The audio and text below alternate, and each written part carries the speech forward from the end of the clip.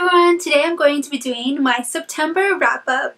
I read a total of 7 books this month, so let's go ahead and get started. The first book that I read this month was Save the Date by Morgan Matson. We follow Charlie Grant, the youngest of 5 siblings, as she tries to make a family gathering go smoothly. Charlie's older sister Linny is getting married at their childhood home. This event is especially significant because her parents have sold the house, and since all of her siblings are sort of scattered, this will be the first time in a long time that everyone will be together. Charlie wants her sister's wedding to be absolutely perfect, but things do not go as planned. The wedding planner has abandoned them, and Charlie finds herself trying to fix disaster after disaster. I liked how the romance in this book was very minimal. I liked the way Matson utilized her characters so that they would grow as they realized their mistakes and possibly their misjudgments. For instance, Charlie has had a long-time crush on one Jesse Foster, and when it comes to him, her thinking is completely clouded and she is just enamored with him that she's been projecting her own ideals onto him from afar. She doesn't know him as a person, so when she finally gets close to him on a personal level, her self-made delusions dissipate and she's left with the realization that he isn't the guy for her after all, and she is able to move on. This book is heavily focused on family. Charlie's mom writes a comic strip called Grant Central Station, and it's of course inspired by her own family. It's well known, and everyone that doesn't know the Grant family sees them as this perfect family. But that's really not the case, which really makes this an excellent read. My favorite member is Waffles, the fictional family dog that actually becomes a real dog when Good Morning America decides to bring them a dog for their interview. This book was entertaining, humorous, and made me nostalgic about my own childhood. I gave this book 4 stars out of 5 stars. The next book that I read was From Twinkle with Love by Sandhya Menon. In this book, we follow Twinkle, a 16-year-old Indian American, as she strives to become a film director. Her desire to be noticed in combination with her crush on Neil Roy, one of the popular boys in school, leads her on a journey where she finds herself entangled with Neil's geeky twin brother, Sahil. So as far as the romance goes, I didn't like Twinkle's reasons for having a crush on Neil. She only wanted to date him so she would be popular too. Meanwhile, she's spending a whole lot of time with Sahil, his twin brother, and she's not sure about him, even though they would be the perfect couple because they are both awkward and both dealing with their own insecurities, and they both have a lot in common. The connection between Twinkle and Sahil was really cute. I did love the way they bonded over films and a lot of other stuff. Twinkle is initially painted as a shy wallflower, afraid to speak up, but as the book progresses, she starts to gain confidence and may perhaps even be toeing the line of being a little bit arrogant. She's just tired of being left on the back burner and she wants to be recognized for the person she is. Even though Twinkle is clueless most of the time, she grows into this mindful person with a whole lot of talent and passion. She learns that she doesn't need to change herself in order to fit in. I like the way this book was formatted in journals, texts, and emails, and thought it was cool how she addressed her letters to her favorite female filmmakers.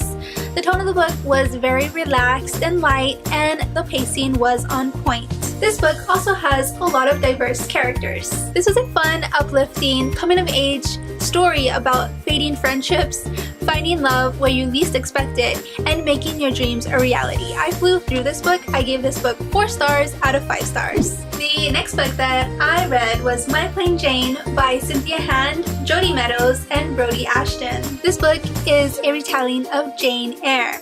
I found this book to be really disappointing because as far as retellings go, this really doesn't bring anything new. The writing was I was constantly rolling my eyes at the dialogue. It wasn't really funny. It's supposed to have a gothic feel to it, but the added supernatural elements don't really do much for it. The one thing I did like was Charlotte Bronte's insertion into the narrative. However, I feel like they really didn't do her character justice. Overall, the author stuck too closely to the classic, resulting in a lack of originality. This book just wasn't what I was hoping that it would be. That's not to say that I wouldn't read any future books by these authors though. I have a video up of me talking a little bit more about this book if you want to check that out. I ended up giving this book 2 stars out of 5 stars. The next book that I read was Catwoman, Soul Stealer by Sarah J. Maas. This book is a standalone, but it is the 3rd book to come out featuring a famous DC icon. So far, I've only read Wonder Woman, Warbringer by Leigh Bardugo. I still have to read Batman, Nightwalker by Marie Lu, and I'm so excited for Superman Dawnbreaker by Matt De La Pena to come out next year in January. So in this book, we follow Selena Kyle as she tries to take care of her really sick little sister. Money is an issue and hospital bills are piling up. While trying to keep social services from finding out about her missing mother, Selena is desperate to scrape some cash together, so she agrees to travel to Europe to be trained to become an assassin, and 2 years later she is back in Gotham City, transformed and ready to wreak mayhem with Poison Ivy and Harley Quinn. Batman is hardly present in this book at all. Instead, we have the lovely Luke, also known as Batwing. In addition to trying to stop this trio, he is also battling PTSD. I feel like his character had a lot of room to expand, but Catwoman easily overshadowed him. I welcome the romance between Ivy and Harley, however, it was pretty messed up. Poison Ivy was by far my favorite character. I thought that this was an amazing read. I guess that's due to the fact that I'm really not familiar with Catwoman's story, so I'm not aware of how her characterization should be.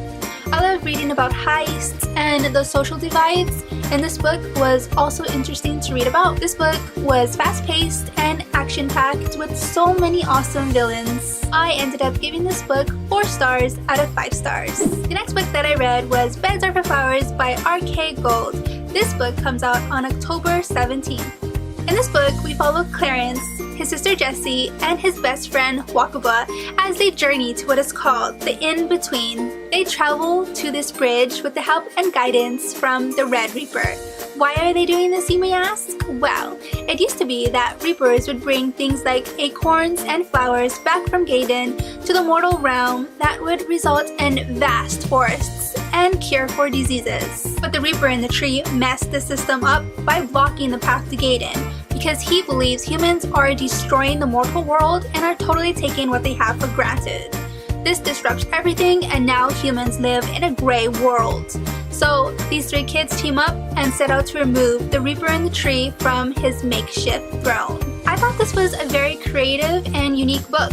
It reads like a middle grade book, and it's filled with lots of adventure. I love reading books that feature a quest, and that book delivers just that. My favorite character is Jessie because she is strong-willed and she is willing to do anything to save her family. This book deals with the end of life, and it handles it really well. The content is dark, but the way it is portrayed is very light and whimsical. I like the exploration of the circle of life and its investigation of how we use our time here on Earth. This book emphasizes the importance of maintaining balance, whether that be across realms or even life itself. For instance, one of my favorite scenes is when a Reaper asks for someone else's life years, and in exchange, the family would get to keep their loved ones for just a little bit longer rather than being taken to the end. Because there's no balance between these 2 realms, there's consequences felt on both sides, and everyone wants to dethrone the creature at fault for all of this, the Reaper in the tree. The undertones of hope and loss bring together a sister and a brother, and strengthens the relationship between 2 best friends. The characters band together and fight for what their parents once had, that is, a world filled with life and color. Underneath the captivating story and warm characters, we get a deeper message that is really more of a reminder not to take life for granted and to appreciate the beauty and wonders that we get to experience every day. I had a lot of fun reading this. I ended up giving this book 5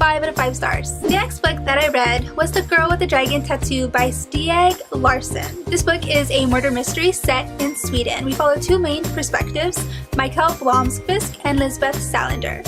Mikael is a disgraced journalist who is hired by a rich old man to write a book about his family while secretly working to discover the truth behind the disappearance of the man's granddaughter, Harriet Banger.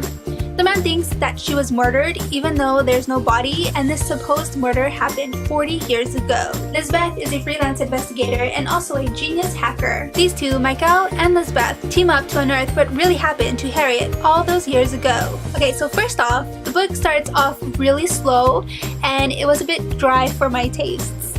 I had to plow through a lot of boring things about business before getting to the really good stuff.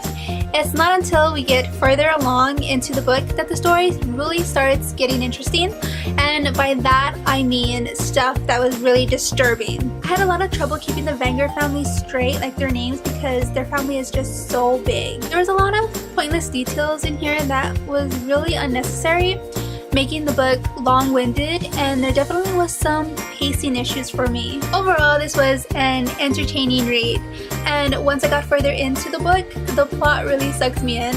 It was an exciting book and a bit dark and horrifying in terms of how badly women are treated by men. There's tons of violence and lots of family secrets that Larsson takes his sweet time unraveling. This book is a bit convoluted, but the fact that one possible murder that happened 40 years ago turns into something much larger was strangely remarkable. I ended up giving this book 4 stars out of 5 stars. The final book that I will be reading this month, I'm actually still reading it, is Escaping from Houdini by Kerri Maniscalco. I'm buddy reading this with Kelsey over at Kelsey's Bookish World. This is the 3rd installment to the Stalking Jack the Ripper series, and I am still reading this, and so far I am really liking it. So a little bit about this book.